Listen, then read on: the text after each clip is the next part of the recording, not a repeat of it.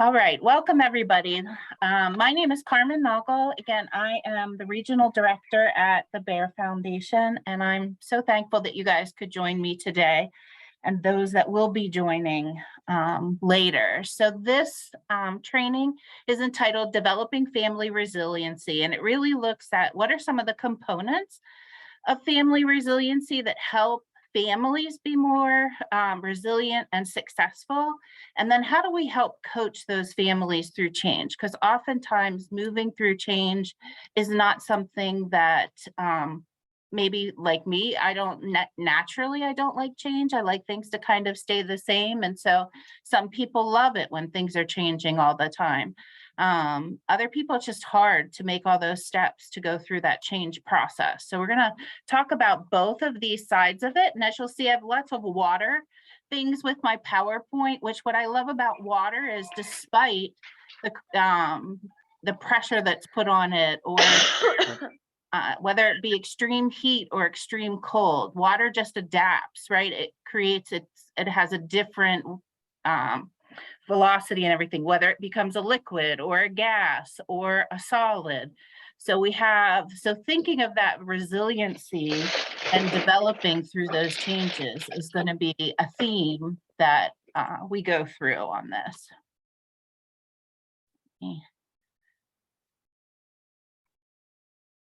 There we go.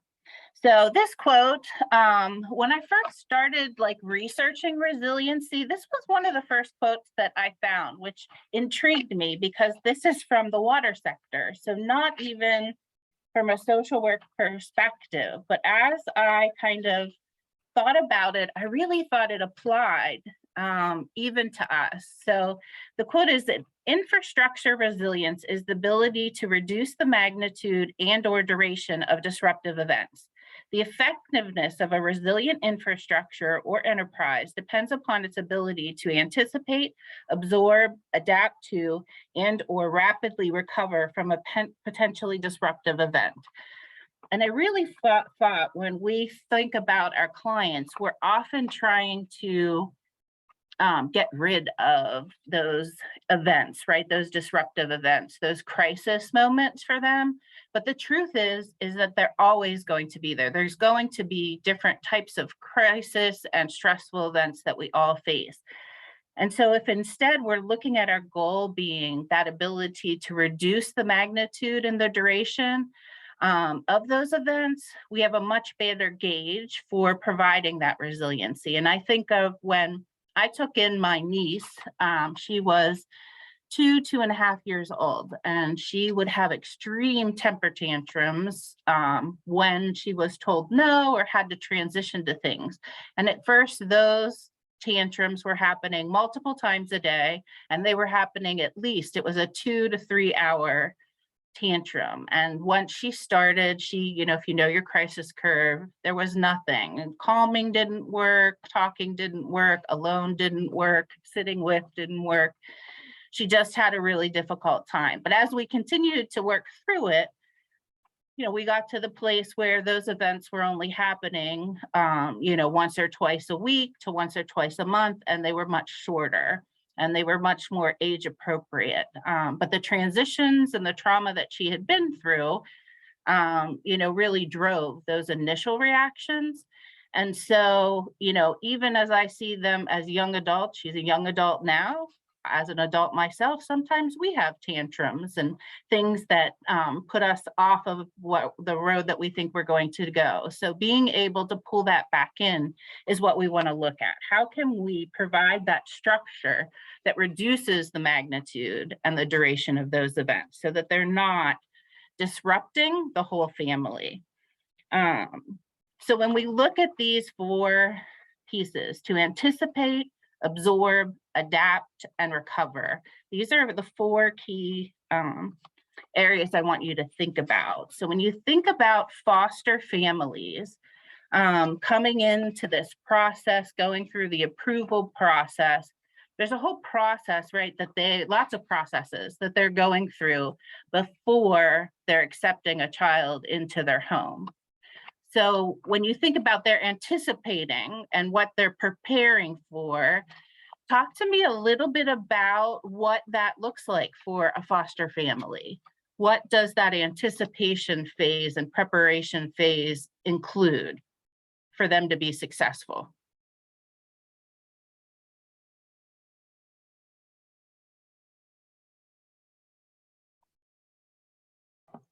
They need to have good trainings, so Right. they're able to be prepared for it, and understanding of what trauma looks like, and that being a foster parent, though it is similar to being a parent, it will come with different challenges because their kids that they'll get have gone through other situations that hopefully none of their biological kids have ever gone through. Great, exactly, Kristen. A lot of training and understanding before they're walking into this role. Good. What else would you say would be under the umbrella of that anticipation or preparation phase that foster families go through?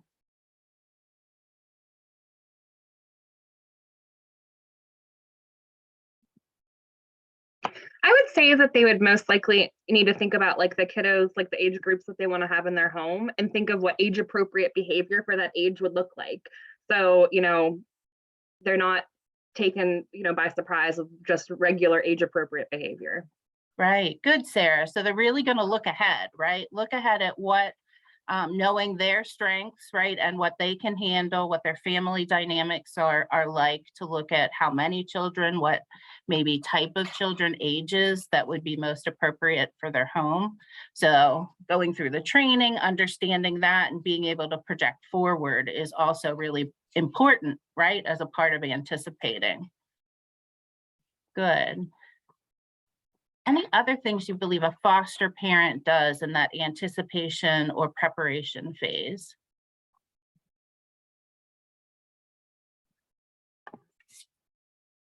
They would probably also prepare their home.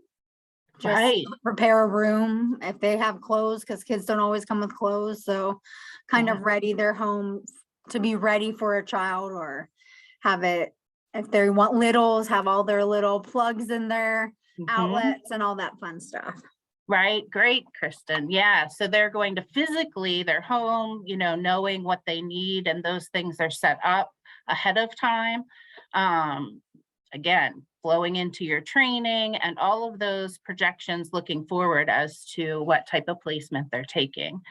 Now, in comparison, taking off the foster care side of it, what about on kinship side? What is under there, anticipate and prepare? Or how does that look different from a foster parent? I would say for kinship, depending on your relationship to the kiddos, you might want to think about how this is going to affect your relationship with bio parents. Say it's a relative. Right, exactly. That is a great point, Sarah, because in foster care, there isn't an established relationship with those biological parents, but in kinship care, there absolutely is. And understanding that and knowing that that may change your relationship or dynamic and how that might affect it is important. Good. How else might kinship parents be different from foster in anticipating? I know with one of my kinship families,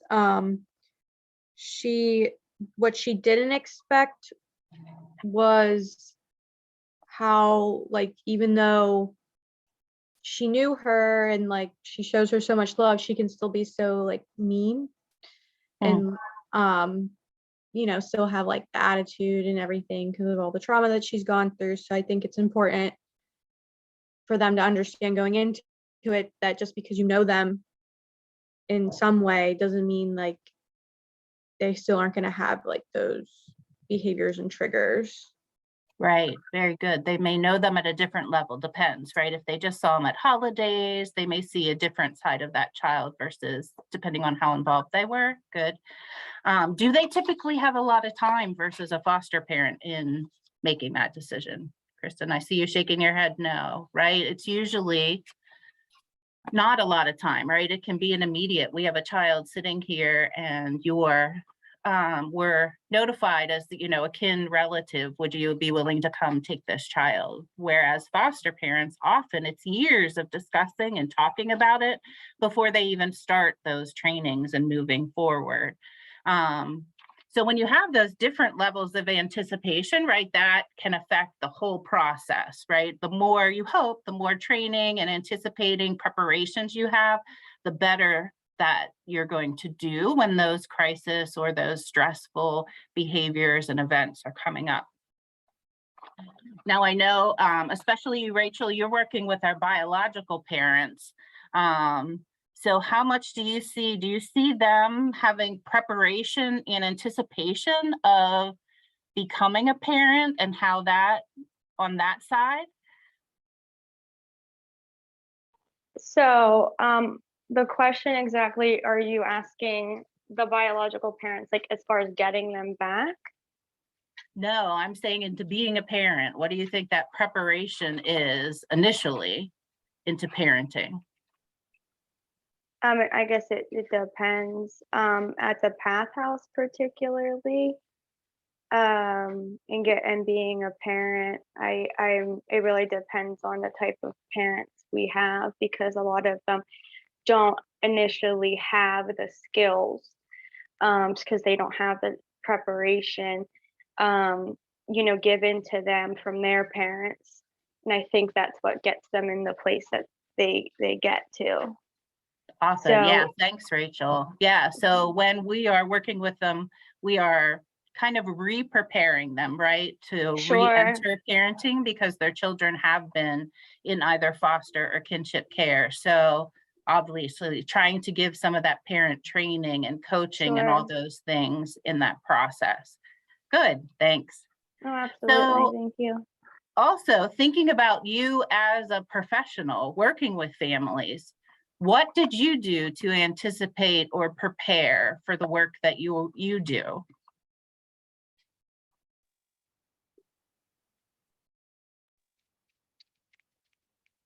Are you talking to me still? You can, yeah. Oh, I was muting my microphone. Sorry, what was the question in full again? No, for you as the Sorry. professional, like working with families, what would you say that you've done under that anticipate or prepare to be ready to work in your role? Just making sure I fully understand the individual. So when I first meet them, and just in the Path House specifically, like really trying to gauge where they're lagging skills, like where they need the most support. Mhm. It's difficult there, just to understand, where they're struggling and where we can support them, and where they may need help understanding that they're a lot of them think they're doing fine in the parenting role, and that's a challenge to tell them, hey, you're not. And that's a tough conversation to have, and then try to give them the parenting classes is just a tough conversation to have, and then really try to build their skills. Good. So in that, sounds like in preparation, you really want to know some about the family. So I think the intake Absolutely. process is really important. And those first couple of, meetings you have with the family, trying to get all that information in so that you can join and move forward towards those goals. Is that what? Absolutely. And then my preparation specifically is, of course, to look through our material, and specifically after engaging with the client, is to make sure I'm looking through the material and noting where I see their need, Yeah, and so you're pulling from prepping that. for every session, right? You start back Absolutely. at anticipation for every session that you're doing. Very good. Yes. Good. Thanks, Rachel. Thank you. I think something for me before like going to do a home visit, it's like you can't expect it, because sometimes you go in and you don't know what kind of day the child's having or the teen's having. The teenager even wants to talk to you, and sometimes I have kids who are just having bad days, so they are, they get like even more triggered, I guess, when I show up. Mm. Or like I have some kids that, they just want my full attention the whole time, like I'm going to give you your individual attention, but I also need to talk to like the foster parents too. So Yeah. like it's like it's not always the same going into it. You just never know Right. what kind of day that the child is going to have. Yeah, so no matter how much you prepare, there is always going to be unknowns, right, that you have to be ready for, which again, I think goes back to your training, right, and being able to have a toolbox, to come in with different ways to handle all those different situations. Good, Lauren, thanks. So we're going to move next to the absorb. And when I think of absorb, that's really in the midst of the crisis. We know that when, as workers and foster and kinship parents can all experience secondary traumatization. And there is a part of going through that crisis with a family and with a child where we absorb parts of that as we are working through that, hearing those stories, right? Seeing the behaviors, seeing a child not be able to be emotions, and behaviors that aren't able to be brought down into a regulated state. So what are some of the skills that you would see in that absorb phase that would be really important for foster and kinship families to have and to do?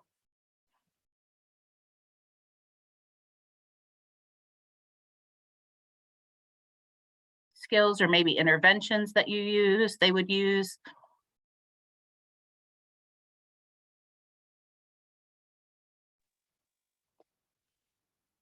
I think it's important, especially if they take in a child who's been traumatized. I think for anybody, it would be important if they even need to get counseling of their own. I mean, hearing those traumatizing stories, like my mom was adopted, and she had a hard, it was something that was hard. My grandma took in 8 children who all came from traumatizing backgrounds.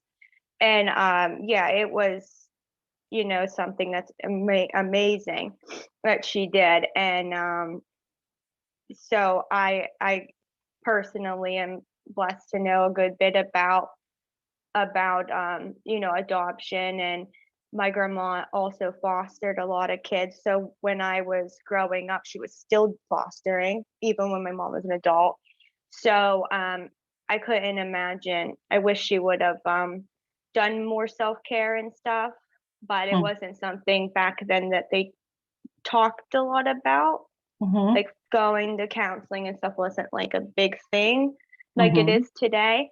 But she went to church. That's something my grandma kind of did for herself, is going to church and stuff. So I guess that was her idea of self-care is going to church. So yeah, something like that, self-care and counseling and making sure you're doing for yourself.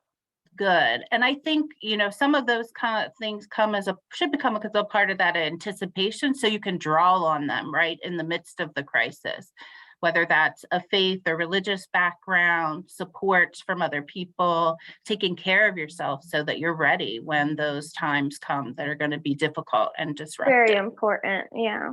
Absolutely. Great. Yeah, usually people don't bring up self-care. I kind of forget about that. So Rachel, I give you an extra point and a check there, a star for that being a part of it, because I think we've learned, especially with trauma, that self-care is super important. We have to be doing things to take care of ourselves as professionals, and families need to have that, be able to do that as well. Good. Anybody else from the foster care perspective, or even bio families? What are some of those skills and needs that they have? I think it's important to have a support system in place, someone who, when people are pushing back, then you're able to tag team, so to speak. Right.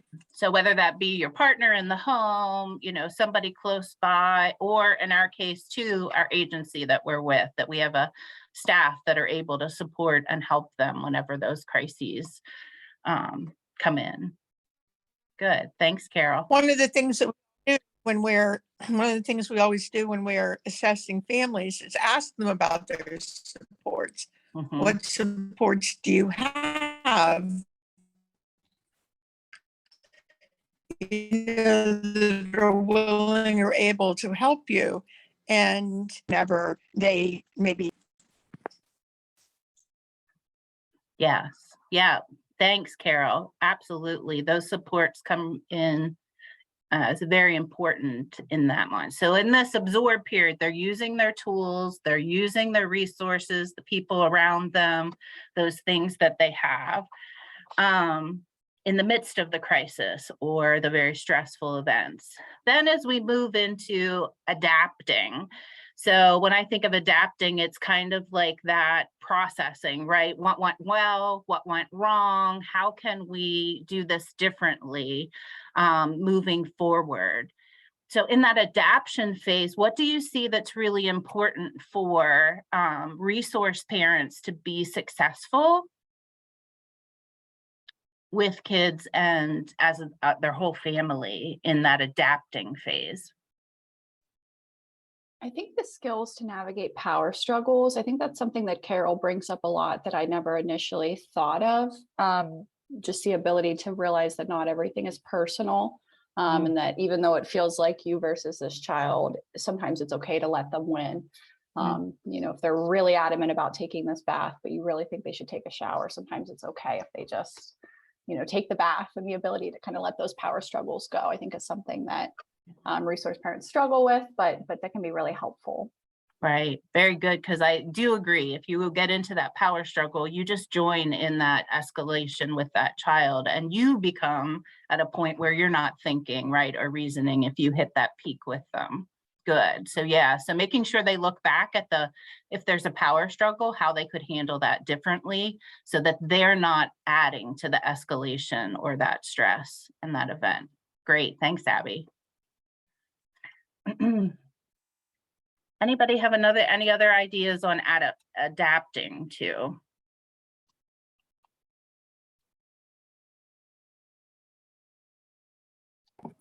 I think it's just important for them to think outside the box and not have to always do what always worked, or like, this is what the book says. The book doesn't always work on these situations, and for them to just be willing, like, it's important to have your plan, but if you are trying to stick to this plan and it keeps failing, maybe that plan is not the right plan for this child, and to be willing to like look at that and say, what does this child need, and what can I do to, you know, even if it's like I need them to do something, what can I do to make this happen? It doesn't always have to be the way that you think it should happen or the way you were brought up for this to happen. Yeah. It doesn't have to look that way, and being willing to be flexible in those situations, not be like passive or a pushover, but flexible in the way that it can look different. Yeah, I like that flexibility. So when you're adapting, you're open, right? You're open to doing things differently and for things to change so that you have a different outcome. Great, Kristen. Lauren, did you have something to add? Yeah, I was just gonna say, giving like the child a chance, excuse me, you know, really getting to know them, because like new things come up all the time, and like just giving them that chance, you know, to be themselves, and you know, learning how to speak with them, learning how to get through that power struggle with them. You know, it's like it's the whole process is just a learning process, and just for them to feel comfortable. So yeah, just giving them the chance. Great. Good. I love that. Again, that openness is there. The last kind of piece to this is recovery, right? And hopefully it's a rapid recovery, because we know daily life doesn't stop, right? So we want to have a recovery time to be able to be ready for the next event. So what are some ways that your families tend to take time to recover?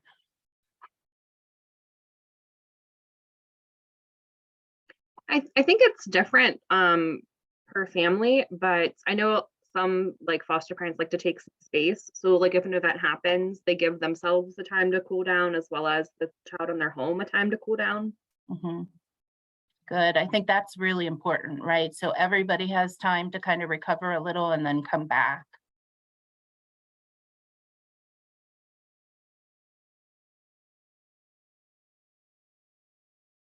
What other ways do families use to recover from difficult events? I think a lot of this comes into like making sure they're properly trained, because I know like we do a lot of de-escalation trainings, and it also talks about the recovery time afterwards and like judging the situation, even talking through the incident. Yeah, very good.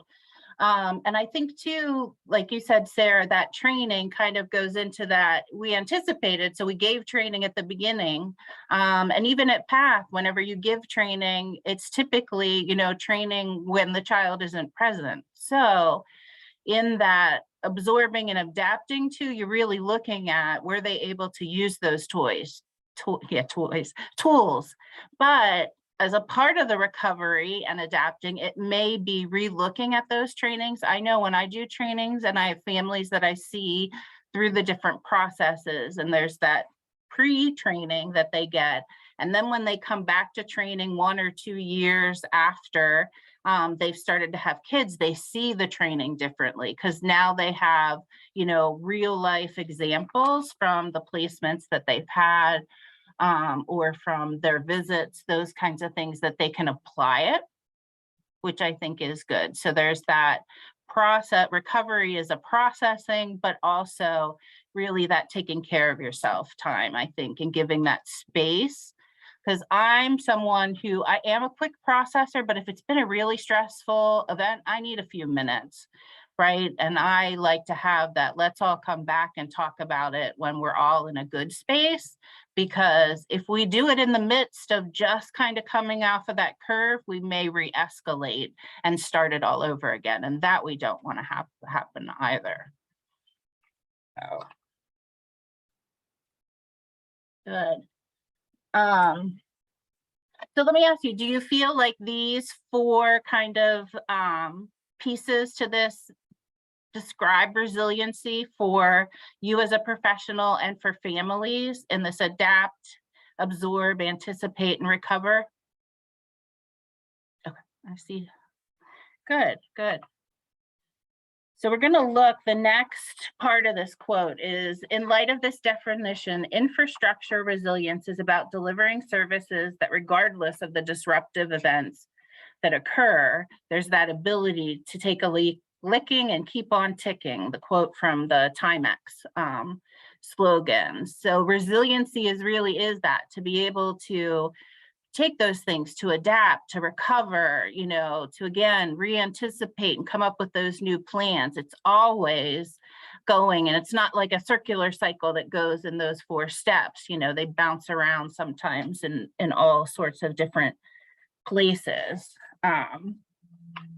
So when you think about this definition for resiliency, do you feel as a professional that you kind of have those 4 areas in your that kind of the balance or the rhythm of that work-life rhythm, and especially when you're engaged in that work, to be a resilient worker yourself? And if so, how do you see that?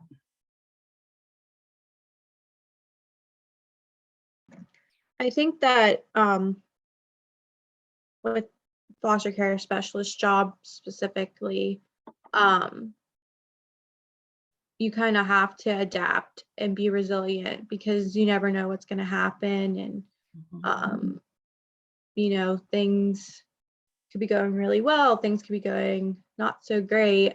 And you're the support for that family and that child.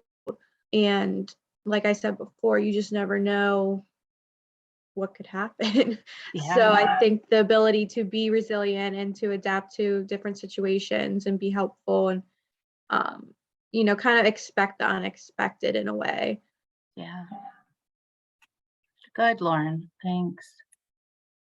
And I think too, part of the reason kind of I started looking at this is because we do a lot of training on resiliency of our kids, and we put a lot of work into building their resiliency.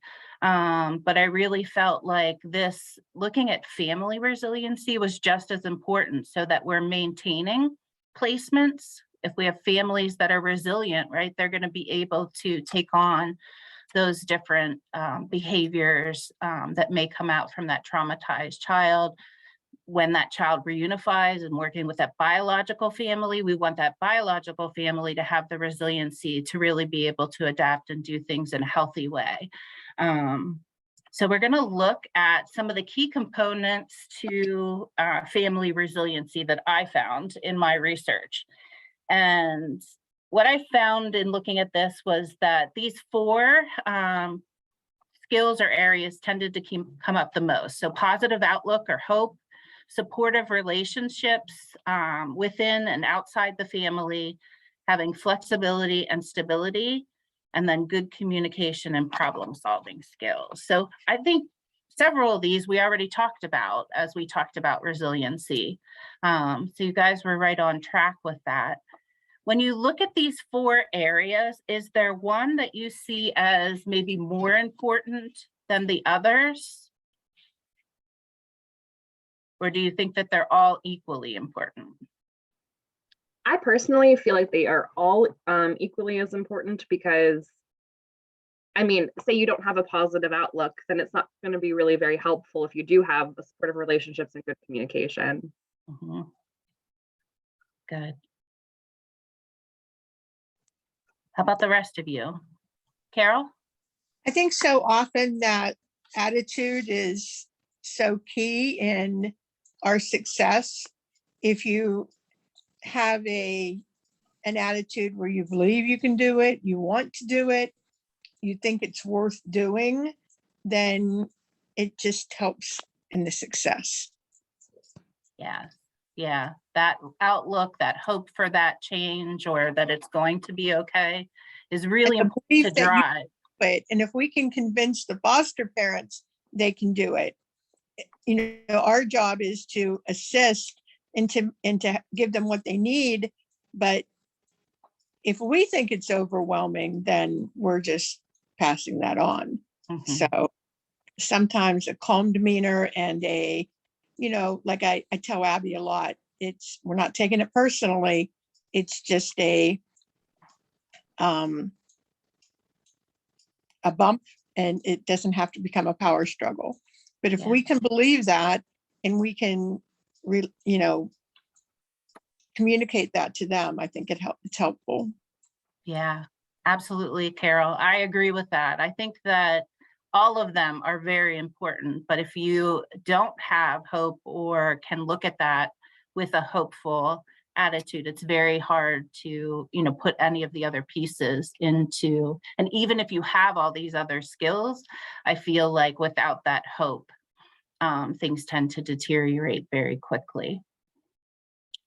So as you look at these 4, and as I've done this training, what I have found is that, just like Carol said, and we've talked about, that professionally, I think that sometimes our professional resiliency relies as much in these 4 areas as well, to be able to provide successful and resilient resources and support to our families that we're working with. So as you look at these 4, are there one of those 4 that as a professional that you feel has been super important, and how has it helped you through a challenging time?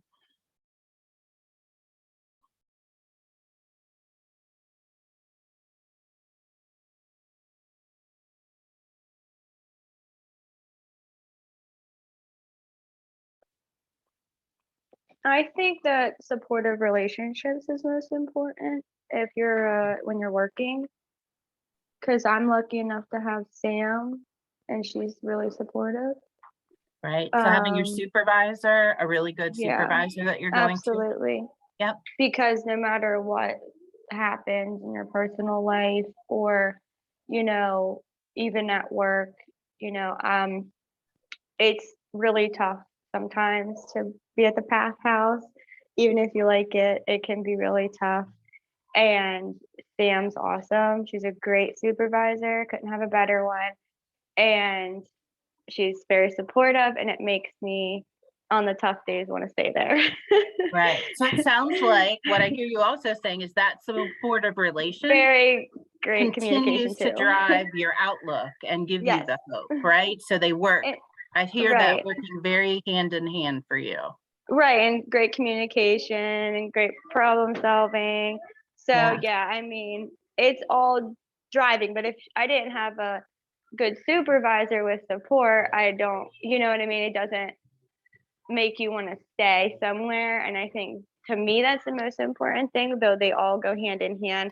If you work somewhere and you don't have the support, as at least in a professional capacity, that's how I personally feel, though. Good. Thanks, Rachel. Yeah, I think Thank you. that support really does help in all those areas, keeps us looking at the positive, being flexible, and being able to really problem solve through things, those good supportive peer and supervisor relationships. Good. Anyone else have anything to add for one of those areas? Looks like we're all in agreement. Rachel spoke for everybody. Is that all right? So we're going to break them down now and look a little bit at how we can, what are ways that we can build each of these different core components to family resiliency. So we're going to start with hope and that positive outlook. And so, in hope, I feel like it is an essential part of resiliency, our outlook.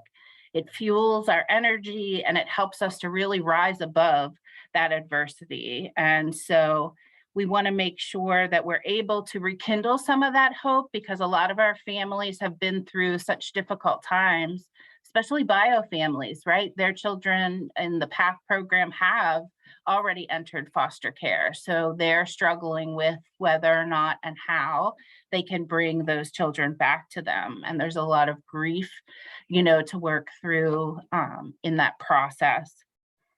But what I love about hope is we know that optimism is something that can be learned, and negativity and pessimism can be unlearned. And we can find ways to really put that hope out there.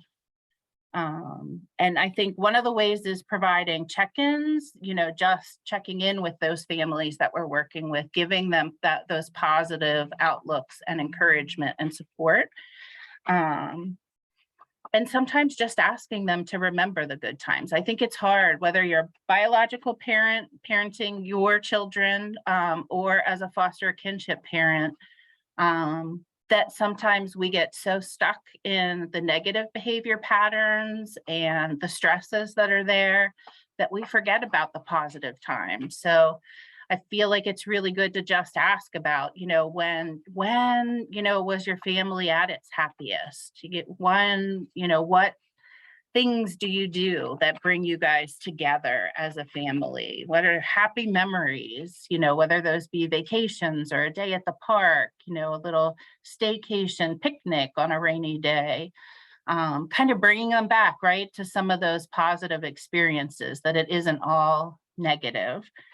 And then there's the magic question, if your life were to magically change, what would it look like? So if you woke up tomorrow and it was totally different, what would that look like? And then starting them from there. And I think that question is really helpful when you have families that really, that hope is, it's a burnout flame, or it's barely, right, a little ember there trying to revive it, to kind of start at the very beginning.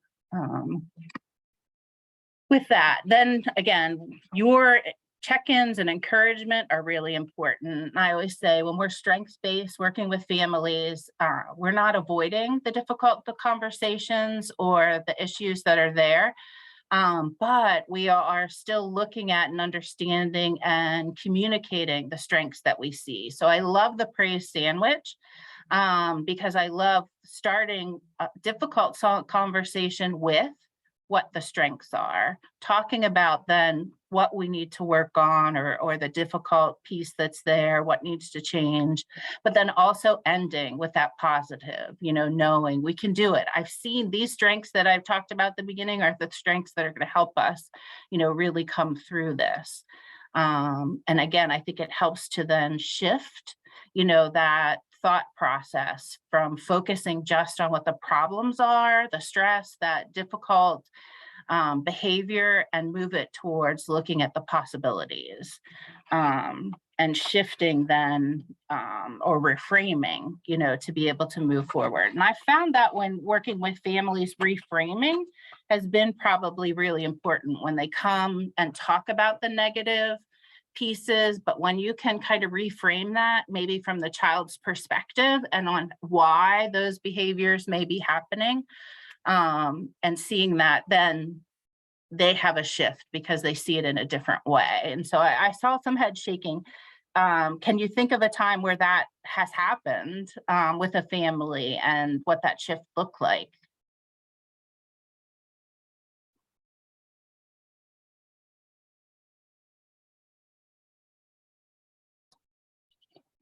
I have a family who struggles with the kiddos being very needy. Like they always want to be by her side. And I think for them, that's challenging because A, there's 3 of them, and B, she still needs to fold the laundry and cook dinner and all of that. So I think through talking, we're able to switch it to, that means that they feel safe with you. They are seeking that time with you because they genuinely enjoy it. Like they don't want to annoy you or nag you. They just like you. And trying to make that switch from, they don't want to be a burden, but you're just doing so great that they enjoy that time with you. Absolutely. Great. Because when they get to the teenage years, you want them, then it's the opposite, right? You're trying to draw them back in. Yeah. So enjoying that time, looking at that, Abby, that's a perfect example. Yeah. Of seeing that from the flip side and how much that changes, right? Your behavior and your interaction as a parent in that, instead of seeing them coming to you as being in your way, seeing them coming to you from a loving, like they just want that love and security, that changes the whole way you think about it. Then you can start engaging them right with you. Here, stir something, and kind of how can you help? And then it makes it a whole different experience for everybody. Good. Thanks, Abby. Anybody else have an example of how that reframing and switching that has helped change a perspective?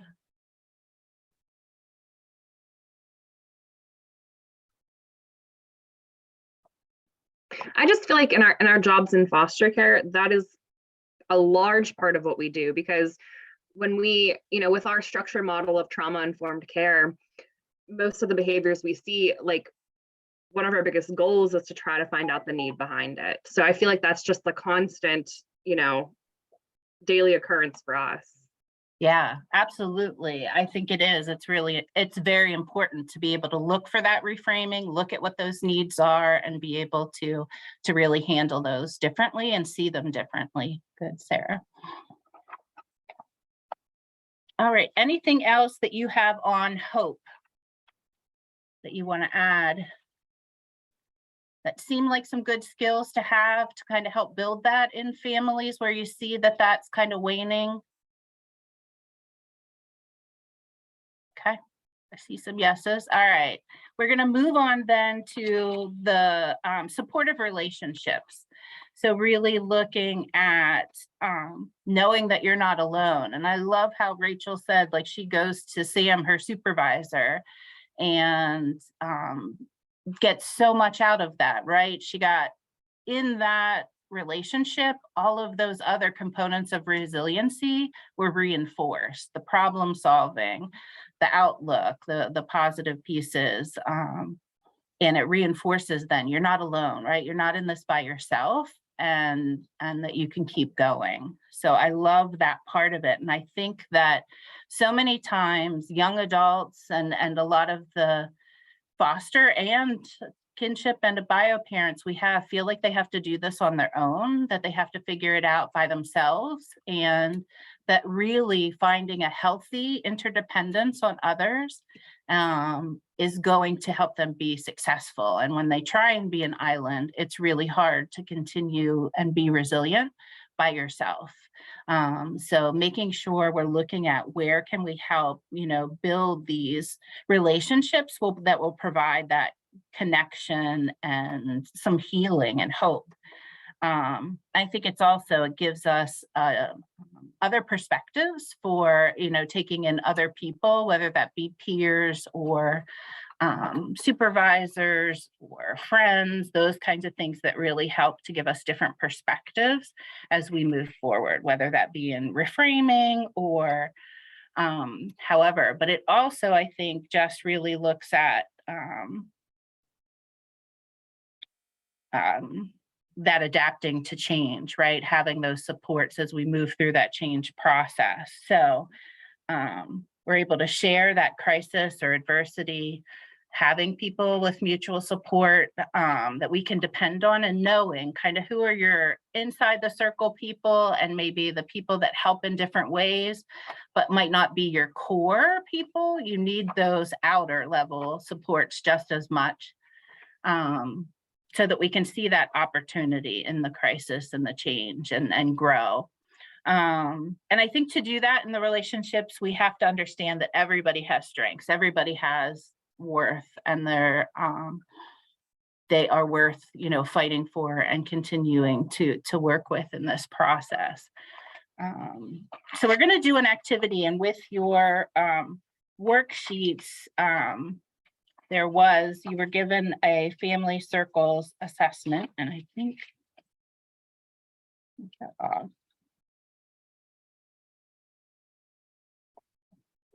sorry, I'm just going to grab that out of my packet. If you want to grab that, if you don't have that, that's fine. If you can just grab a sheet of paper, we're going to walk through it, and it's just a set of kind of circles.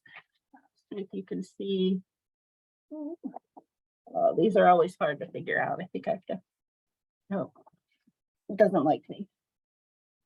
So, all right, if you got a glance, maybe. So with the circles, we're going to start with a small circle in the middle. If you have the paper, it's number 1. Not just draw yourself a little circle, and this is the center of the circle. So this is yourself. At the center of and your world is your relationship with yourself, your belief system, if you have one.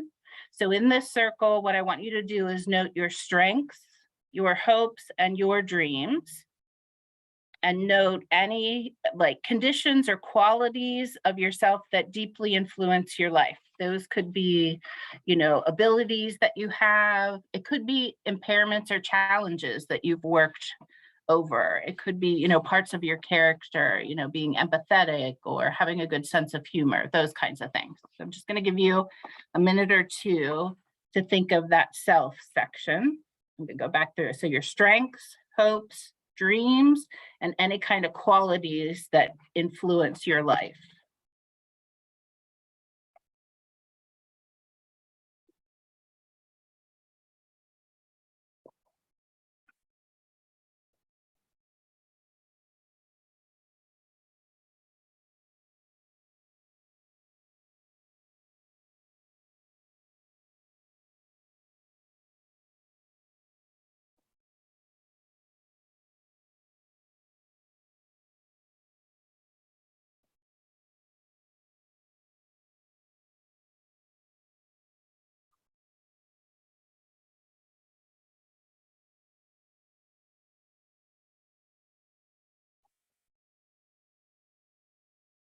All right, then the second circle.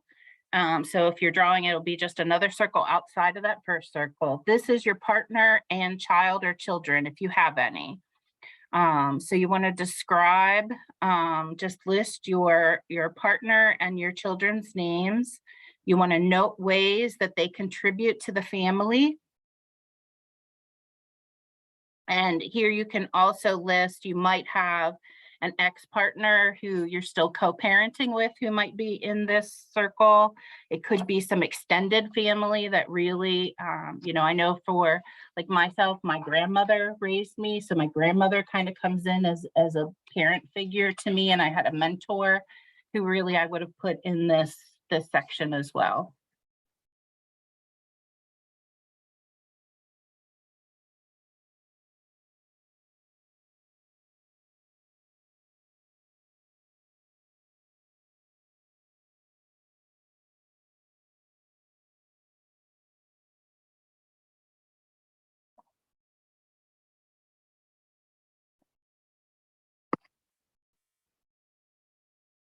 So the next circle out is your third circle, and this is your extended family. So any extended family members, including any grown children who are out on your own that you may not have listed in circle 2. Again, how they kind of contribute to your family.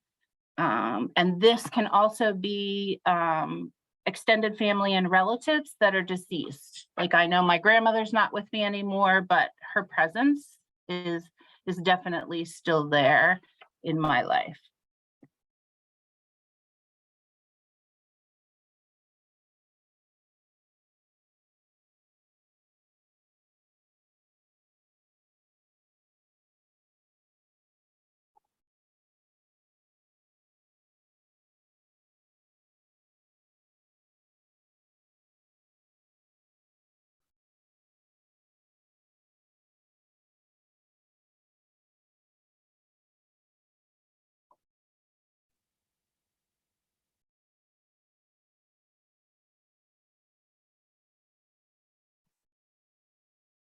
And then circle 4, outside of that, this is where you're going to list your friends, neighbors, informal care providers, maybe members of a church, club, a team, or other religious group.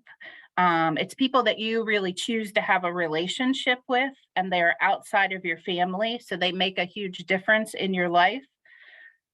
And it could also be any cultural type groups that you're a part of.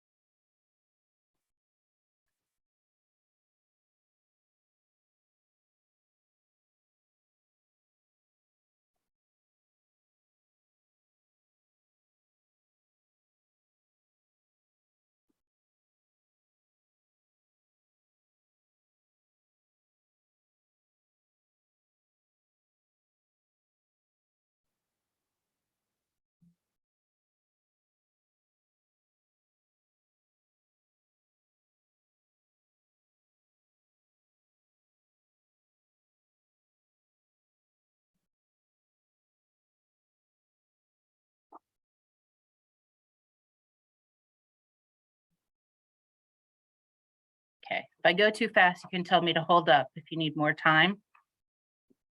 The next circle then are agencies, schools, and institutions. So this is people who are in your life because it's their job. So it may be school teachers, yours or your children's, agency workers, your supervisor, co-workers, and kind of looking at, as you write their names, thinking about the ways that what you get from them and what you give in that relationship.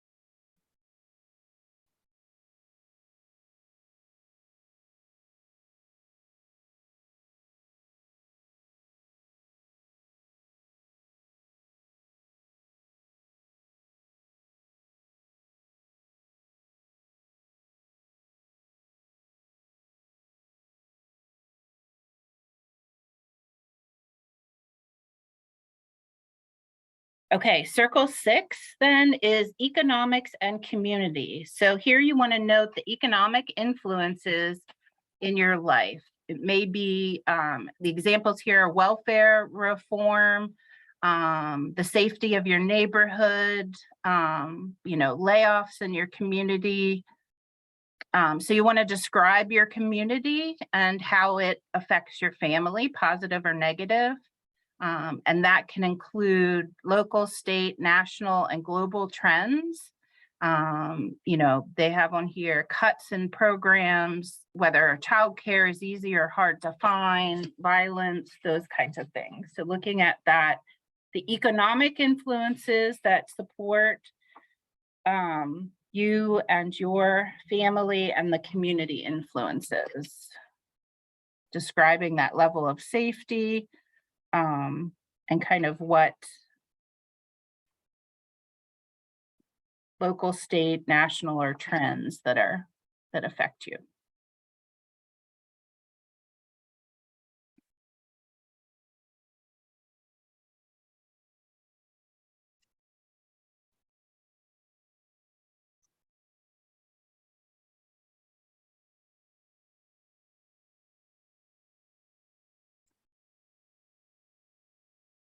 All right, then the last circle is the natural environment. So that's looking at how the natural environment and its conditions affect your family. So it could be if you live in an area where there's high air pollution, that maybe if you or someone in your family has asthma, so there's a connection there to a negative.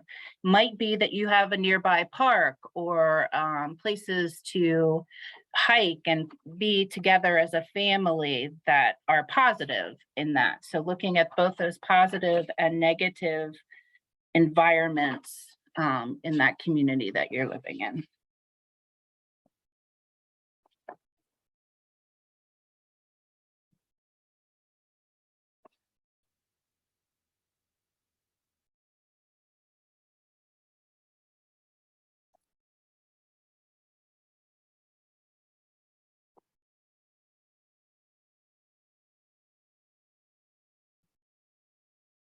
So what I want you to do is just kind of take a look at your circle, look at areas that have more supports, areas that are kind of have less supports within those circles, whether any are empty or nearly empty, you know, which of those were super full for you.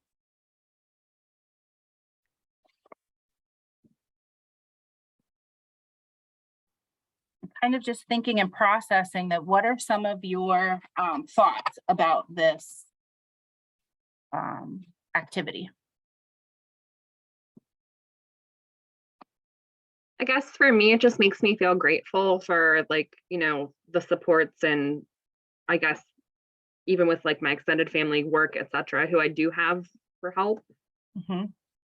Good, good. So you saw it as really reinforcing the positives and seeing the supports that you had. Good, Sarah. That's how I felt too. I was looking at my bubble of all my, or circle, sorry, of all my family members and how many, like, I couldn't even fit all the names in them. And I'm just really lucky. And then it made me feel for some of the families that I work with at the Path House who, you know, oftentimes don't have any support to help them. And it kind of makes me understand, like, sometimes why they struggle so much. Right. Absolutely, Rachel. It's good perspective to have when feeling grateful for you, but it kind of puts that what our families are going through in a different, and often they don't have a lot of those close family supports. Sometimes they're just far away, or sometimes because of, you know, addiction, especially, and Right. you know, and unhealthy relationships that they've had to set up boundaries. Good.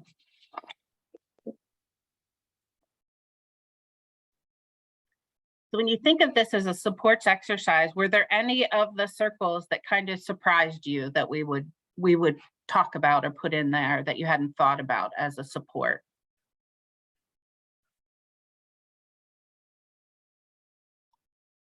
I think the environment one, I normally think of it very much like city or rural, but to think more specifically about some of the like the pollution example you mentioned, or even on the flip side, being close to a park. I think that's something that I kind of forget about.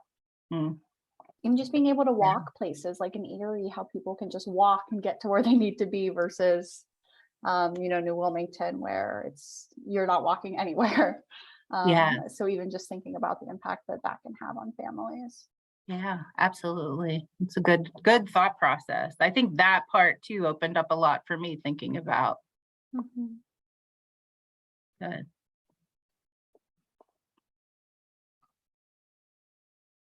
how about any circles that surprised you, that you had more, or maybe that you didn't have as much as what you thought you would have had when you first heard about the circle?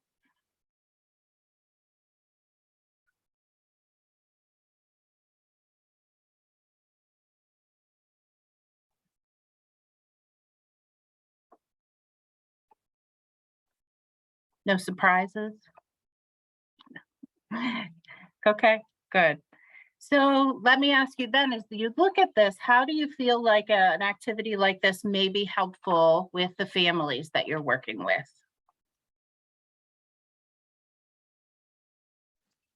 I think anytime you can put something down on paper and they can look at it,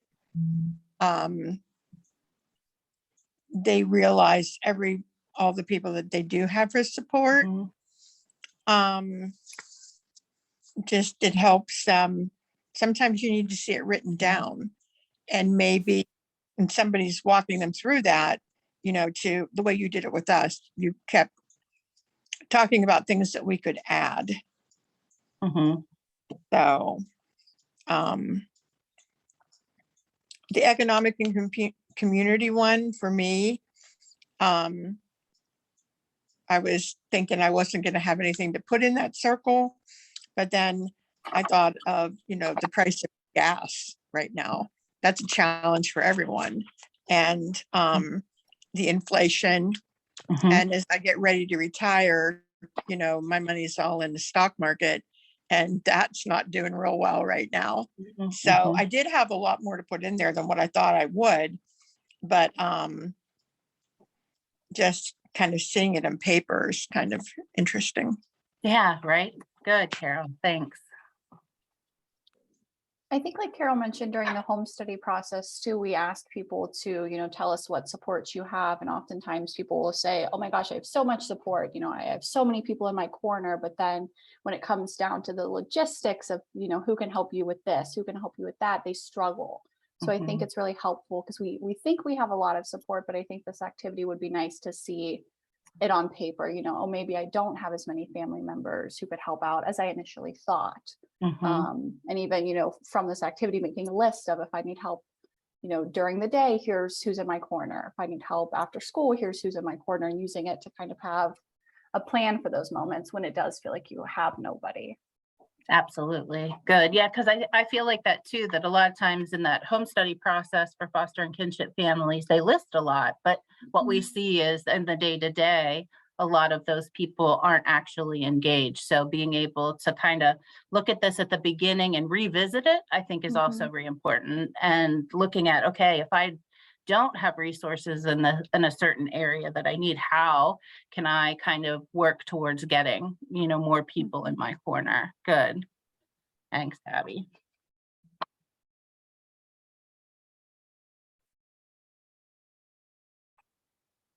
Any other thoughts about the family circles activity or how you could use that with families that we didn't cover? I think it would be an interesting support group activity. Yeah, that's a good idea, Carol, because I feel like more and more families, I've heard them say how much they've needed support groups and helping them get through that time, and how many links they've gained through support group as well. So I think it would be a good thing to do at support group, to have them thinking through that and also seeing how those relationships are built. Right, I agree. I think it would be interesting for them to maybe see it on paper. Yeah, absolutely. I love that idea. Good. All right, we are going to move on then to looking at flexibility and stability. So our third component to family resiliency. And so when I think about flexibility, it's really that openness to change. So it's that I always feel like I don't know everything. And as I grow and learn, I realize there's so much more I don't know. And so this just process of being open to learning and doing things differently, I feel like is a base kind of an important, and knowing that the stability, we want rituals and routines, and we want really good parenting skills, but we need them to both be flexible and to be stable. So how do you see that routines and rituals and parenting being important as both being flexible and stable?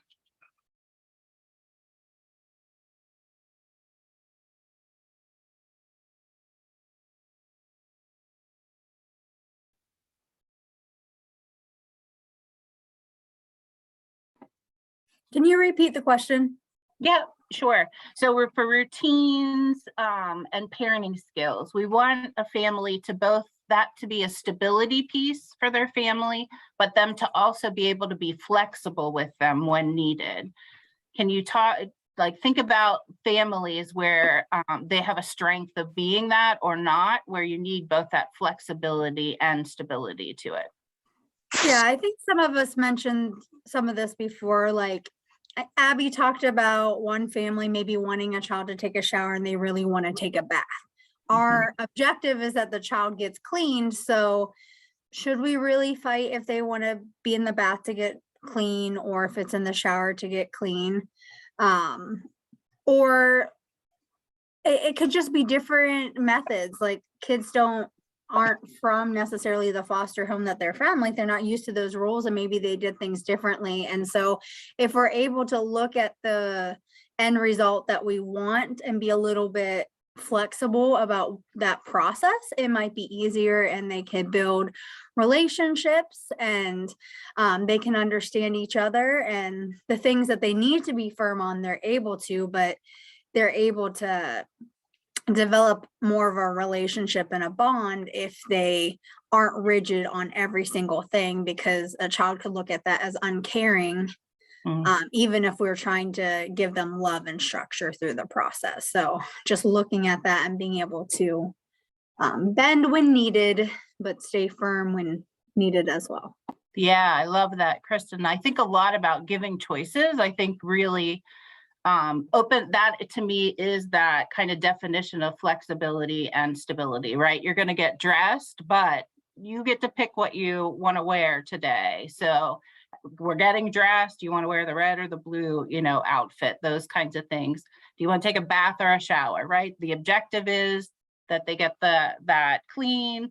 The objective is to get them dressed and ready to go, those kinds of things. So being able to allow for choices gives a lot of flexibility in there, in all of that, routines, parenting, all of those pieces. I think that for me always feels like the key, giving good choices. It lets the child have some control. And I think especially for foster kids or kinship children coming into care, they've lost, there is what semblance of control maybe they had, and they're trying to grab onto that. So when we can give that, it helps. Good. I think structure is important. I think being rigid is, structure is good, being rigid is bad.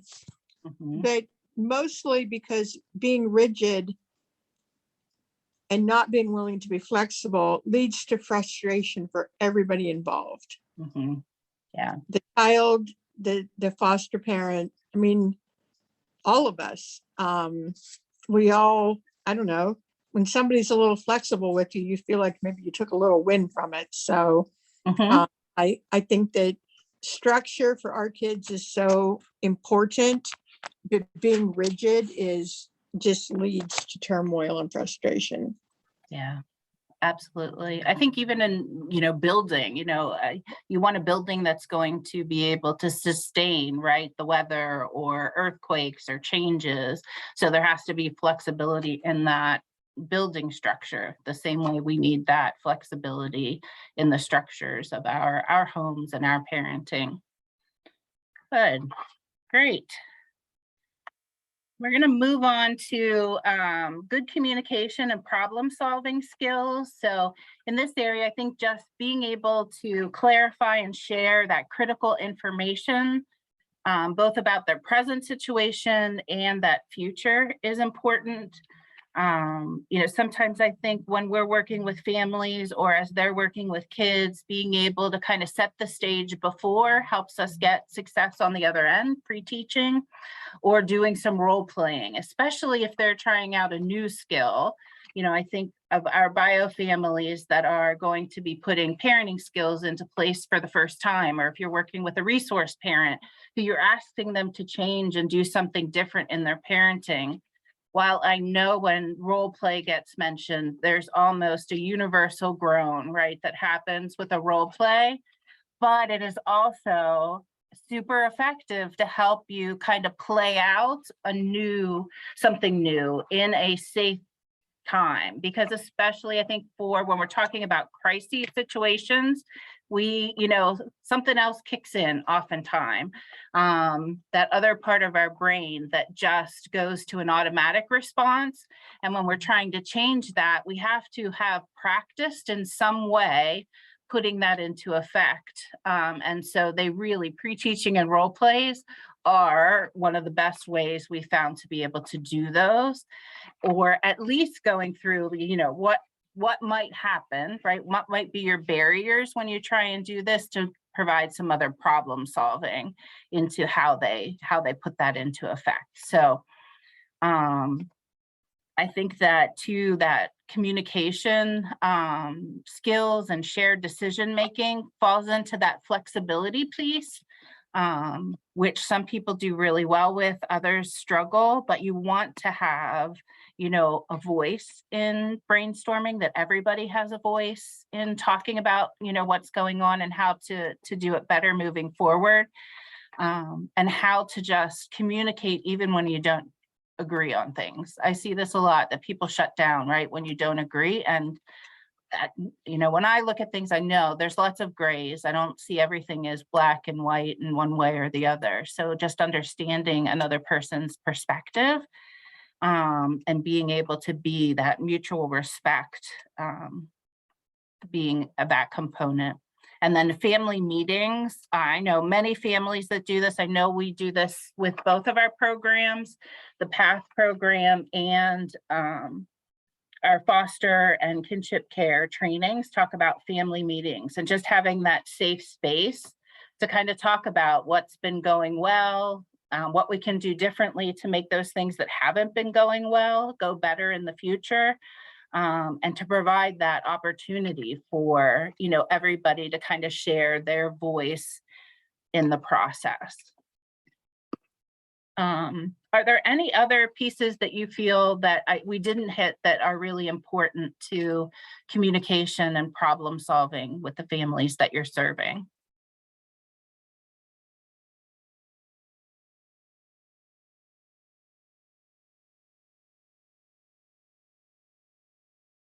Okay, I see some head shaking. No, we got covered it. You ready to move on to coaching? All right. So our next piece is then coaching. So we've just talked about these 4 different areas, right? That are so important for building family resiliency. But to help families change through the process, being a good coach is essential. So when we're looking at, hope and supportive relationships, flexibility, stability, and those good communication and problem solving skills. Some of our families come in with great strengths in some of those areas, but some of them come in with a desperate need to grow and to learn in those areas. So our ability to kind of coach and support a family and building that relationship is really important so that they're successful and that those children experience is also a successful one. So when you think about good coaching, what are some of the phrases or words that come to mind?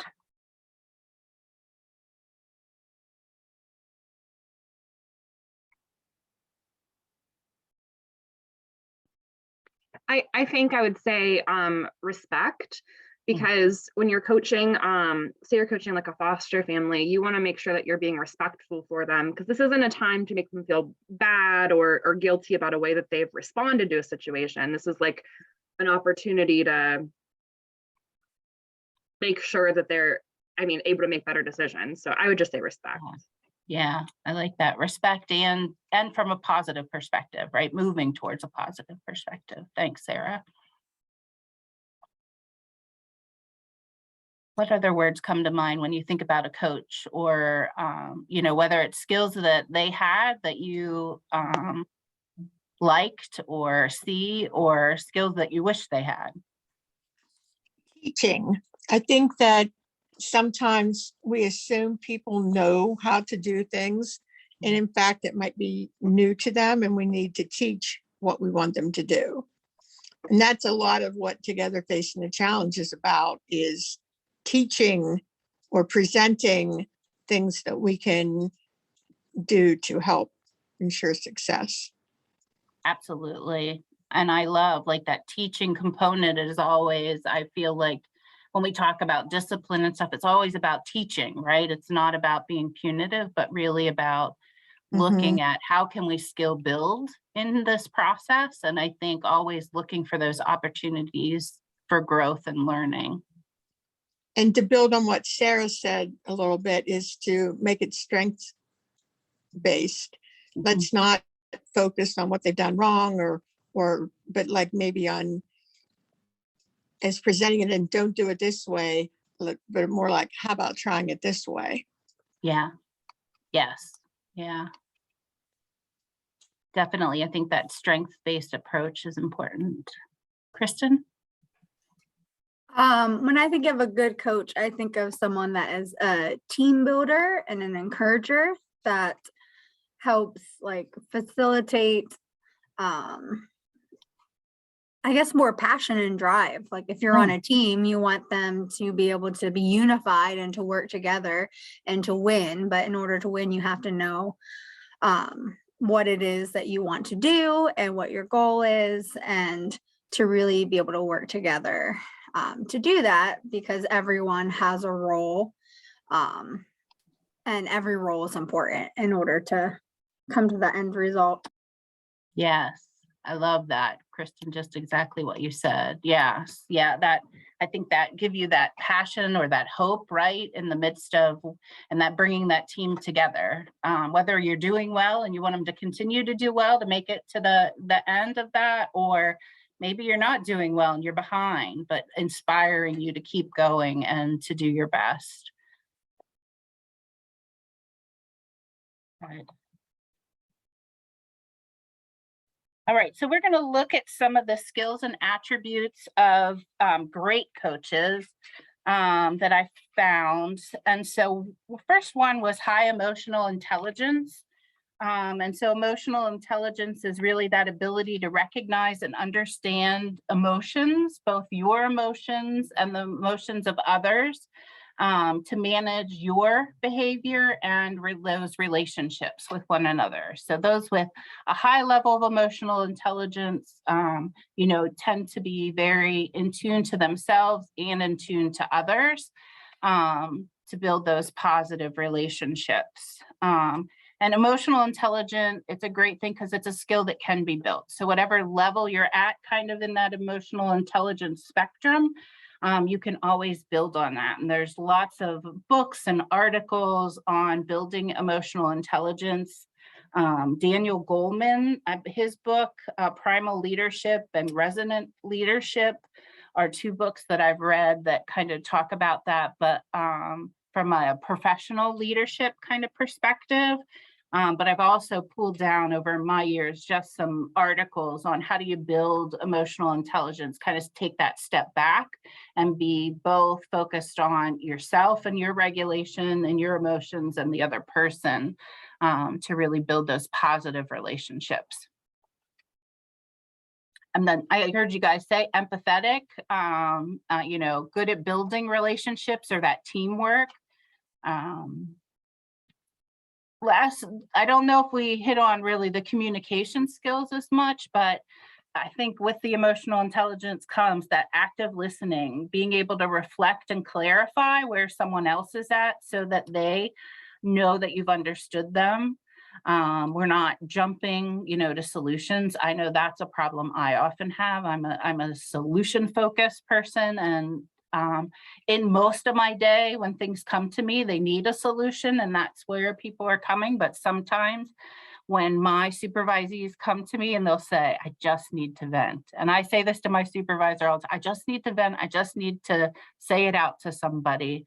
So knowing, when that is a venting session versus, feel like oftentimes we listen to things to be ready to respond instead of listening to really hear and understand.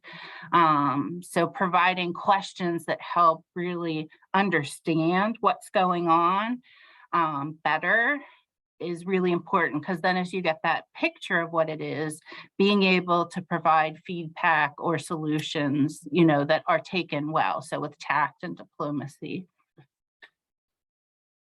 So as you look at these skills, let me ask you kind of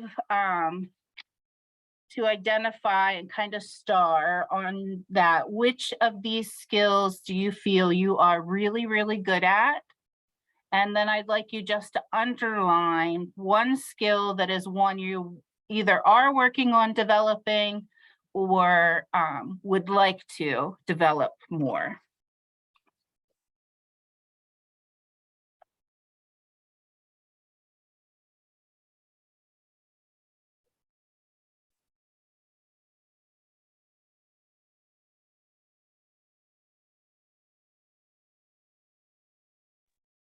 I feel like for me personally, I think I do pretty well with being able to like reflect and clarify, but that's only been because I've practiced that quite a bit through work. But I think something that like I need to continue to work on would be like active listening, but that's just for me. Good, Sarah. And I think what you said good is though that you've already built on reflecting and clarifying, right? It wasn't natural for you, but you've built it to a place where you see that as a strength.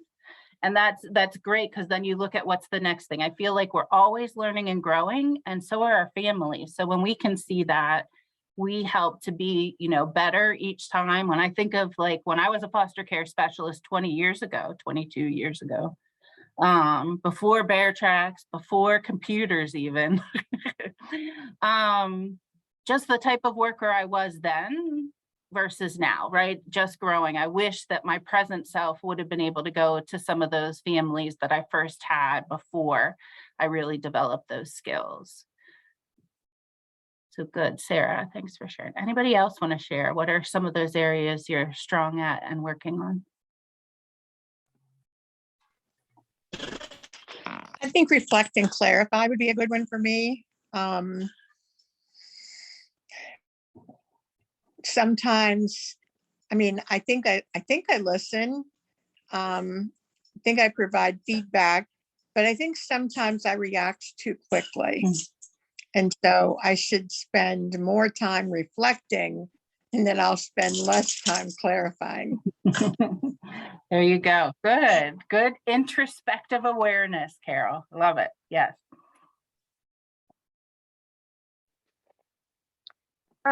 I sometimes am like too empathetic, I think. It's like I feel really bad for people. And I know that sounds like it can be a bad thing, but it is, and I know it is. And then I'm always looking for reasons like why they had a hard time. And I try to like think about their possibilities of like their childhood, and I'm like trying to solve their like whole like life problems, and I'm trying to like do too much more than like my job allows, and it's like a problem I have. I just have to like, I don't know if that makes any sense. Yeah, I think I was very much like that, Rachel. I feel like I was so empathetic that I got too caught up in it and couldn't maybe be as, distant or see the bigger picture. I kind of got sucked in sometimes, right, with them and trying to fix everything instead of really understanding what my role was in, you want to be empathetic, but not being so empathetic that you kind of move past and you're no longer in your role either. Right. Which I've gotten. I just, yeah. So I'm working on that. Good. Because like I'm professional, but like I'd go home and be like, I wonder what happened to her to make her this way. And then I get, I have to practice self-care and set my boundaries, my limitations for myself too. Yes. So I've always struggled with that, but I'm getting there.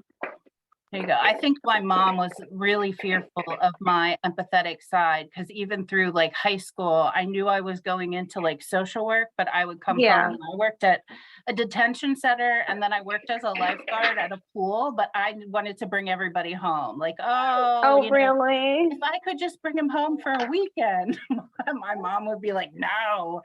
That's how I was when I had a classroom at Admiral Perry in Evansburg at the VOTEC. I was the teacher, the head teacher for the at-risk youth that got kicked out of all the schools in that area.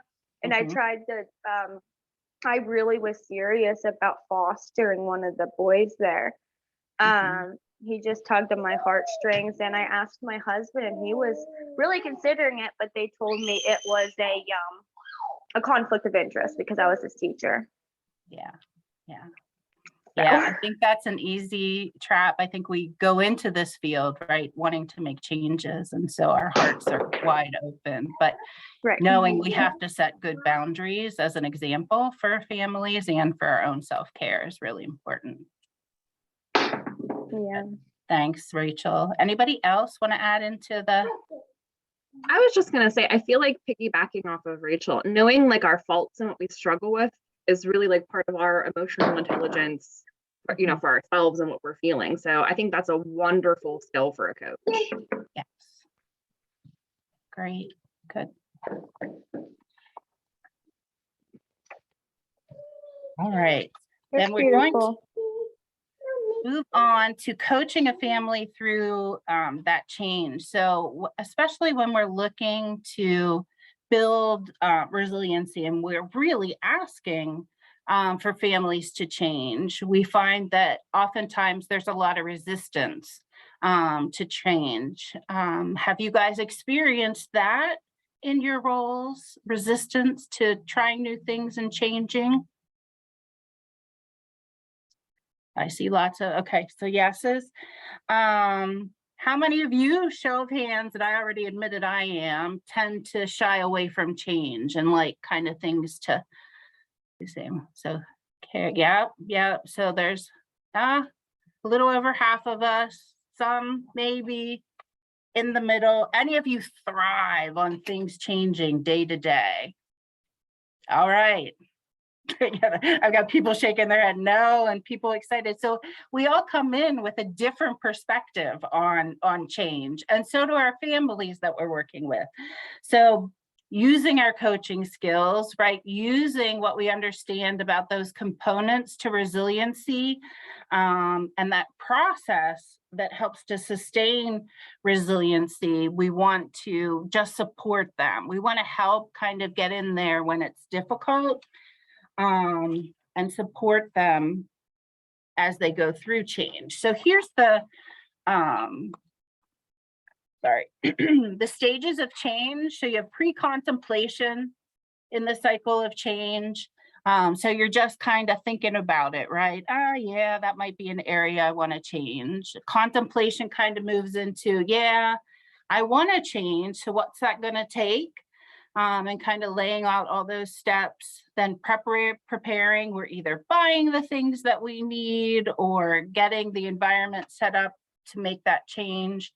Then we do the actual action of change and then move into maintenance, right? And so when we make changes, I love this diagram because it puts in here relapse. And I think that a part of making changes is you're going to go back to the way you did things before. Like, it's going to happen. Relapse is a part of the change cycle. It's very rare that we make especially big changes and we go straight to maintenance and it's all good and well. It takes time for changes to take effect.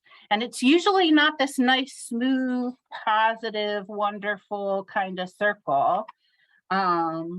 I know in my life, when I say I'm resistant to change, it feels like going down the pit, And I'm afraid of heights too. So this is doubly scary to me, both the change and kind of doing that. And I feel like when we see that, there's that resistance, and sometimes you're even forced into those changes.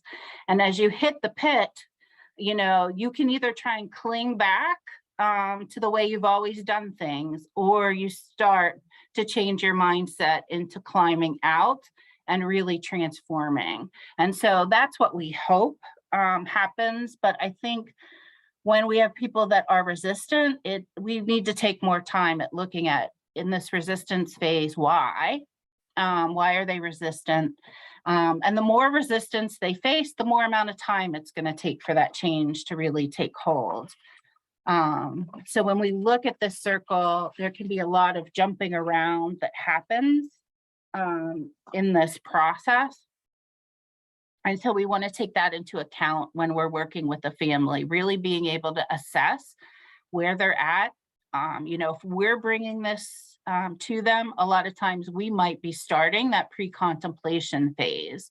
And that's very different when if you have a family that says, yeah, I've been thinking about that change and I've already started to do these X, Y, and Z. So they've already prepared and maybe made some first steps into action. And so again, then that family is so much further along that they can kind of that time that they need will be shortened. So when you think about that area that you decided was an area of change for you in coaching, so what I'd like you to think about, and if you're willing to share, what stage do you feel like you are in that, making that change?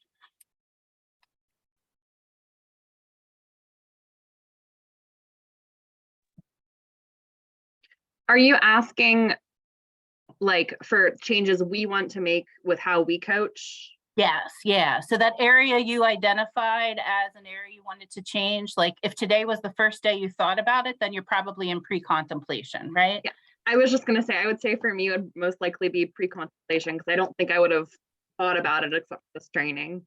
Okay, good, Sarah. How about the rest of you? Did you feel like you were at pre-contemplation, or that you've kind of already started to make some steps towards making that change?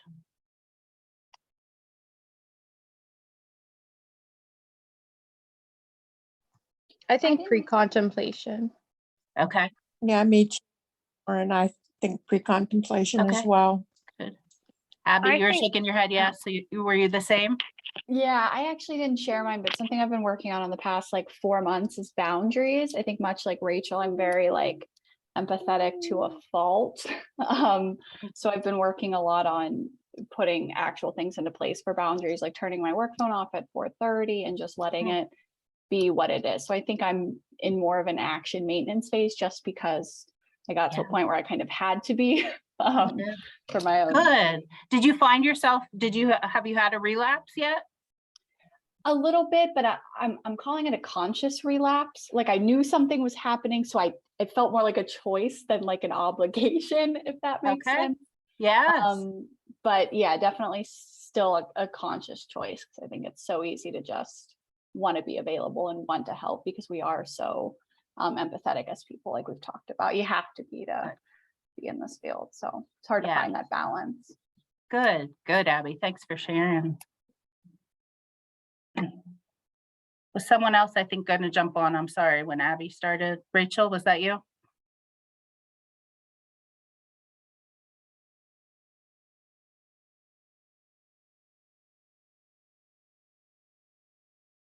Okay. Just for, as we think about the change stands, again, we might be the person talking about a skill or something that really puts them into this pre-contemplation phase. And as you discuss it with them, you're going to know then they're really in the early processes, and then you're going to support them differently than if they're in an action stage. So just like you assessing yourself in these stages of change, it's important to assess them. And when I look at how to help people through change, I really enjoy and I like the skills in motivational interviewing. And if any of you are familiar with motivational interviewing and have had some trainings, I feel like it's really helpful to help families or yourself to like work through the perspectives of why we want to change or don't want to change. And motivational interviewing, the actual course is like 3 days. So we're on like the last 20 minutes of this. So we are definitely not going into all of motivational interviewing, but I just wanted to pull out a couple of things and just to say that if this is an area that you feel like you want more in, there's the 3-day class, but I've also found other programs that I've been able to access kind of online that have been free that also take you through training. And there's also these YouTube videos, if you look up motivational interviewing, that you can get a lot more in-depth information. We're really going to skim the very, very top of motivational interviewing for this. And part of that is this decisional balance. So they'll talk a lot about like when you have someone that is resistant to change, doesn't want to change, or, you know, is saying that they are going to change, but you don't see those steps happening, being able to step back and do this decisional balance with them is kind of a pros and cons almost list. And so when you start with, you start with the first question, these go in order. What are the advantages of the status quo, or what are the advantages of not changing? And in the one video, they talk about drug use. So what's the positive about continuing to use drugs and not going off of them? There's something that you're getting from that behavior or that activity in that. And so I think this first question for me is really helpful with empathy, right? To understand how this situation came to be, and what it is. Often you find with drugs, they're trying to shut off things, trauma or other things in their life. They haven't learned healthy coping skills, and often the drugs, alcohol provide an easy way to just kind of stop dealing with it for a bit of time. I know even in the PATH program is probably where I've been able to use this more when working with some biological families. And like I had one family talking about just what is it that, that you're holding on to in yelling at your kids and the staff, like just trying to get what that perspective is. Oftentimes the families haven't been asked that question before, what do you like about this negative behavior or kids? But we talked about finding the need behind the behavior. This really helps to start identifying what that need is when we're not sure, and what it is that they're getting out of that situation that they're resistant to change. So then you move them to the next part, which is what are the negative things about doing this? So whether it be the drug use, the yelling, the behavior. So they have the insight to be able to see there are negatives, right? To the drug use, I'm not available, my kids are in care, whatever those pieces are, not changing that, behavior. It's what I've done, so it's easy, right? Because I've always done it, so I don't have to think about it. I just keep doing what I've always done. And then you'll see we go down to what are the negative things, right, of changing. So we're now going to talk about the change isn't easy. And there are negatives. There are cons to the change as well. I always say there's pros and cons to everything, and it's finding out which balance to go with. So really looking at what are the negative parts, because those can be the holdup, right, to them getting over that decision to make that change. And then your last question, you end with, what are the good things? What are the positives? What is going to happen when you make that change that will be positive? And so moving them through the questions this way, do you see how it starts with the positive of what they're doing, and then it ends with the positive, the change? Kind of like our praise sandwich, right? We put the positives in the start and the end. And sometimes this is enough to help get that pre-contemplation and that contemplation area really going and moving. So I always say, if you feel like, you have a family or a youth, a client that you're working with that's been really resistant, to use these 4 questions to kind of gain some more insight and kind of to step back and see where things are and how, because again, it's going to be, we can't control if others are going to change. They have to want that change and see those advantages. So what are your thoughts about this decisional balance and these 4 questions?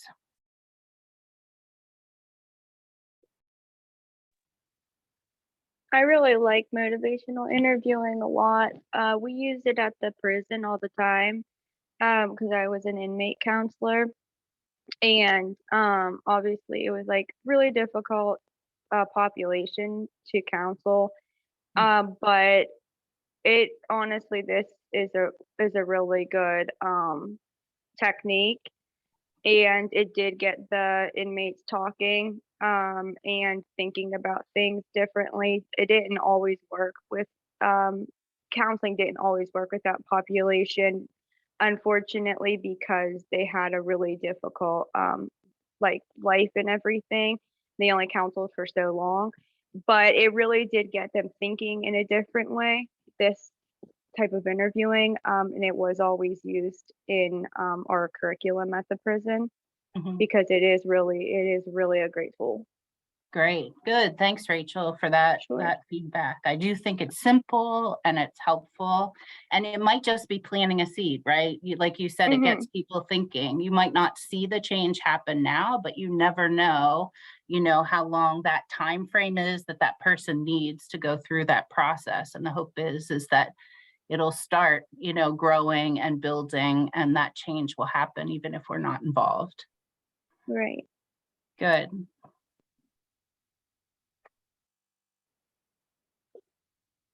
Other thoughts about the decisional balance and those 4 questions? Is it something you feel like you can implement with a family?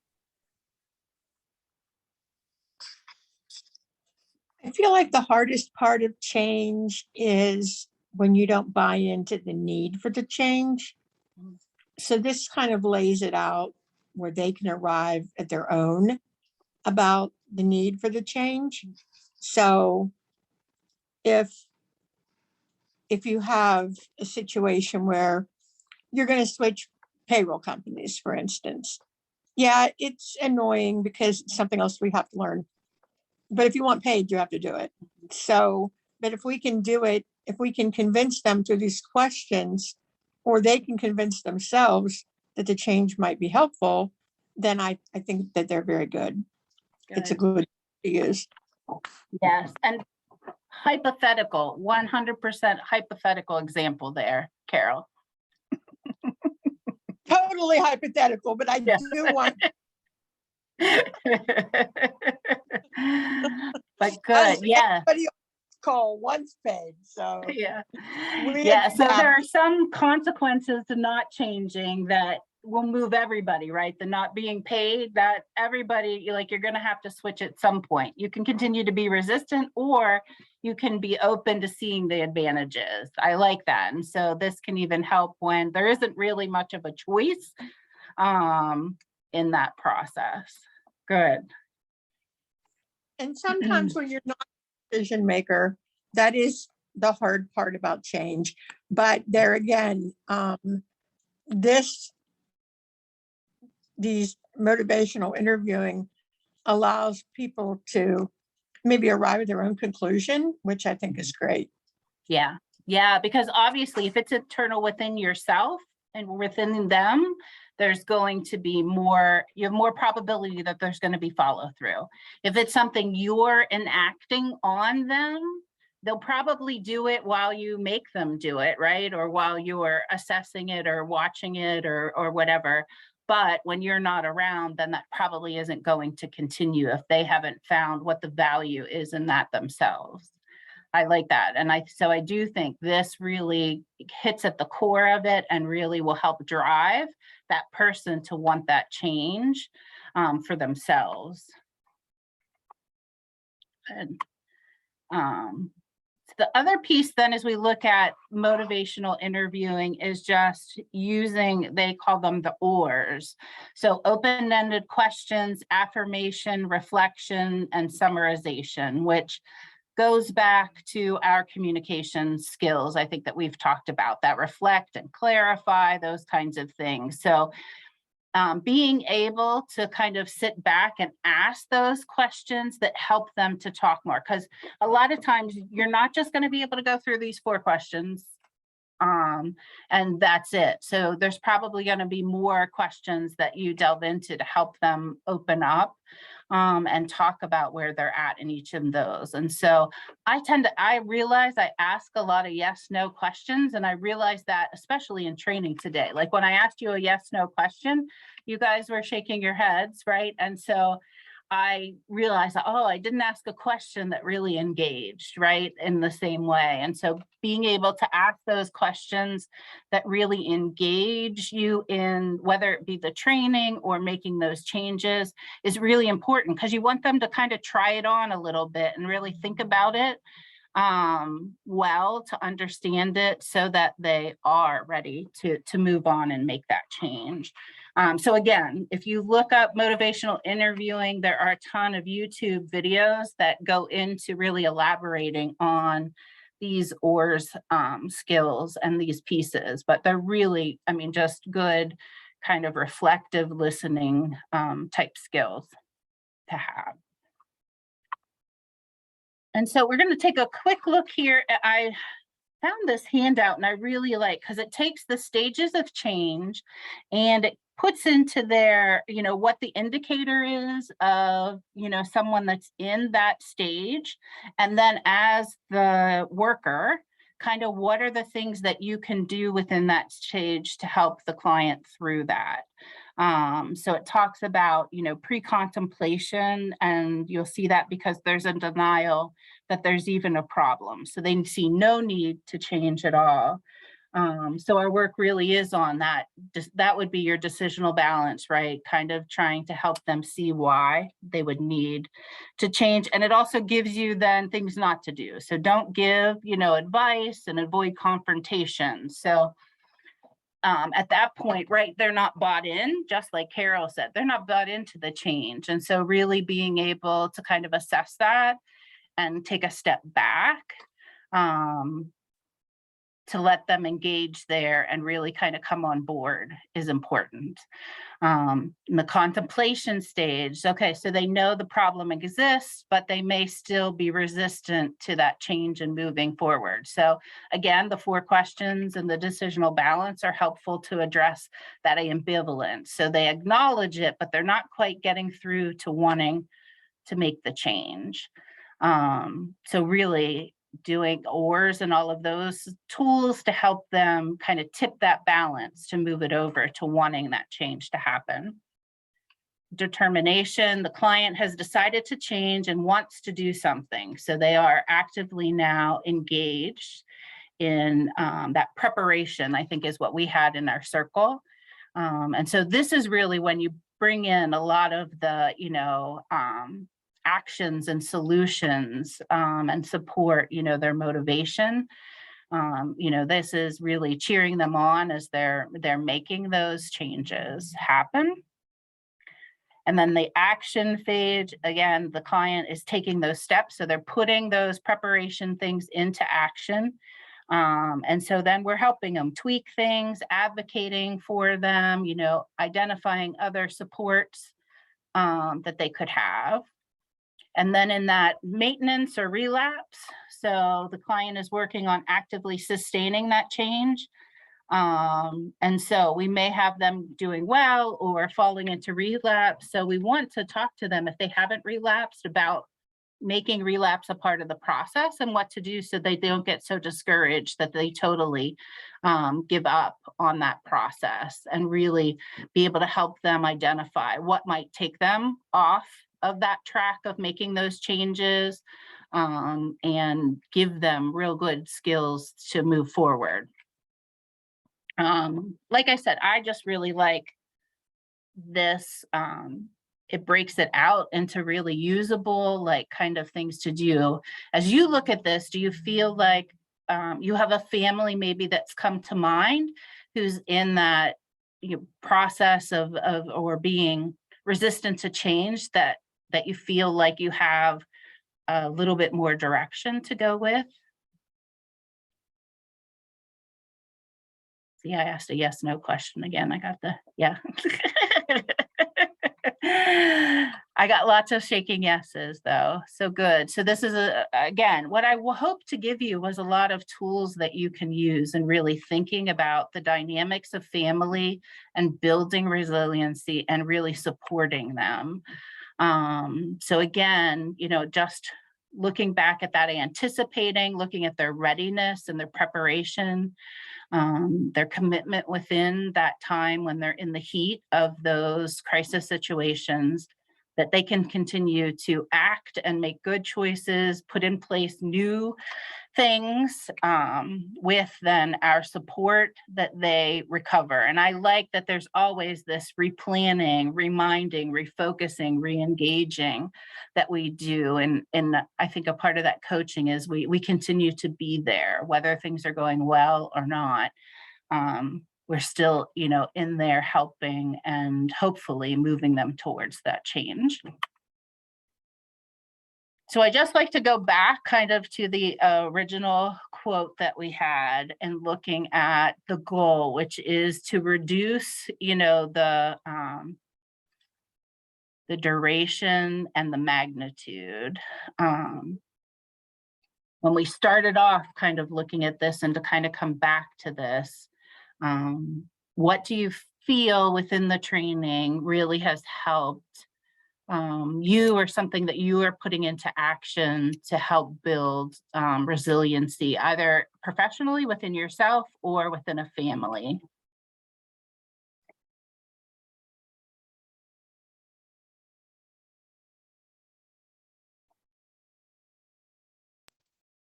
I really like the motivational interview questions. I was thinking of using that in my own personal life as well, but I can see easily how we can coach families with that.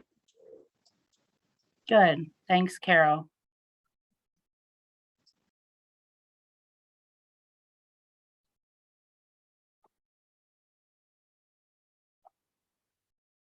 How about the rest of you? Even looking at what is one thing, looking at from a different perspective, what is one or two things that you really caught your attention and that you really want to take away and implement as a part of this training? I personally like the sandwich, like making sure that I try to like start and end with a positive, especially at the path house with some of our, parents who are struggling with drug abuse and stuff like that, to just try to remind them like some positives about their self and some, to try to bring, some positivity out of the situation, or anything that they might be trying to do, like rehab, stuff like that. Good, good. So recognizing more of those positives and putting that in there. Good. Thanks, Rachel.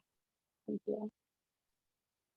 I think doing less convincing and more gently bringing people over to my side. Because I think in my head, I'm like, I know you need to change. Let's, make it happen, but rather helping people understand, I don't want you to be trauma informed just for this child, but also for your own well-being. You're going to have more power struggles and you're going to have more behaviors and what have you if you don't make this switch. So trying to keep in mind those different stages, because I think I kind of jumped to the end there of we need to get here, let's talk about why. But I think trying to help people come on my side before I jump to the end. Yeah. And isn't that freeing, Abby, to not feel like it's you have to make it, but really helping them see it and decide on their own? Yeah. Good. Anyone else? Okay, I do put these on here because I really feel like, to implement change after you've gone through a training, it's helpful to kind of just write things down. So you have a little bit of time. We're ending earlier than noon, just to kind of process and think through this. And I do challenge you to take this to your supervisor and really say, like, this is something I really want to implement, and kind of here's what I'm looking at doing, and adding that to a part of your professional growth process in this. So I really thank you all for your participation. It really helps it brings it alive and really focuses things in on where you're at, and the families and that you are working with. So I always learn from every group, and I appreciate all that you guys took the time this morning to do this training with me and just sharing and participation. And I hope that you have a great rest of the day and that this is a great week. So if you have any questions, you can stay on, but otherwise we're all done for today. And thank you so much for being with me this morning. Thank Carmen, you. Thanks so inviting much, us. Carmen. I think everyone really enjoyed it. When do you present for FFTA? Yes, Do you know when? Is Um, it coming soon? it's end of July. I'm actually presenting first at Swan Conference in June, and then end of July, I'll be at FFTA in New Orleans. So I'm excited for both. God, we got to be Yeah. your first group. You're going to do great. Thank you. Thank you. Thanks, Carmen. I appreciate your time. Yes, thank you. Bye. Bye-bye. Bye, girls. Have a good day. You too, Carol. Bye-bye. Bye. Thank you. Yeah, thanks for doing this, Carol, and Sure. helping me out here. We're happy. Yeah, It's- I'm glad. So lots of times the staff doesn't get to go to the FFTA. Well, they never do. So, they miss these training opportunities. So it was Yeah, good. it sounds like, so what they did for me for this is they said they identified trainings that they thought direct staff would probably really get a lot from, and they asked us Mhm. to do a recording. So they're going to offer some kind of training for those that can't travel to the actual site. So look out for what I'm guessing that would be a reduced price or something that they'll Yeah, get. last year, I think some of the people got to do it, but it's the same time as GLS, right? Mm-mm. Not this Last time. year, It was wasn't it? last year. Yeah, last year it was, but this time it's, I think, the third week in July. Awesome. And GLS is the first week in August. So, Yeah, I think the staff enjoy the ability to do that. So yeah, I'll watch for it. Thanks for letting me know. yeah, awesome. All right. Take care, Carol. You.